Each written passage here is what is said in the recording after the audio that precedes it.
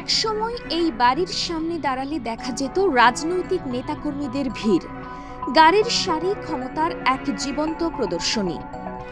নারায়ণগঞ্জ শহরের জামতলা এলাকার এই আলিশান বাড়িটি ছিল সাবেক সংসদ সদস্য শামীম ওসমানের ঠিকানা, যার খেলা হবে বক্তব্য একসময় কাঁপিয়ে দিয়েছিল সারা দেশের রাজনীতি। কিন্তু ২০২৪ সালের ৫ই আগস্ট শেখ হাসিনার পতনের পর বদলে যায় সব দৃশ্যপট। শামীম ওসমান দেশ ছাড়েন বলে খবরে ছড়িয়ে পড়ার পরপরই বিক্ষুব্ধ জনতা হামলা চালায় তার বাড়িতে। ভাঙচুরের পাশাপাশি অগ্নিসংযোগেরও অভিযোগ ওঠে, যদিও এই বিষয়ে স্বাধীনভাবে নিশ্চিত তথ্য পাওয়া যায়নি। প্রত্যক্ষদর্শীদের বরাতে জানা গেছে, বাথরুমের হাই কমোড থেকে বিদ্যুতের তার পর্যন্ত কিছুই বাদ রাখেনি দুর্বৃত্তরা। আজ সেই বাড়ির চিত্র সম্পূর্ণ ভিন্ন।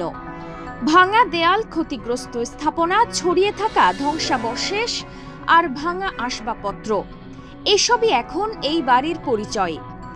দেয়ালের রং উঠে গেছে বহু আগেই, চারপাশ ঢেকে গেছে আগাছা আর জঙ্গলে। যেখানে একসময় ছিল রাজনৈতিক কর্মকাণ্ডের কেন্দ্রবিন্দু, সেখানেই আজ নেমে এসেছে গা ছমছমে নীরবতা। স্থানীয় বাসিন্দাদের ভাষ্যমতে, শামীম ওসমানের প্রভাবের কারণেই একসময় অনেকেই প্রকাশ্যে কথা বলার সাহস পেতেন না। যদিও এসব অভিযোগ আদালতে প্রমাণিত এমন দাবি করা যাচ্ছে না।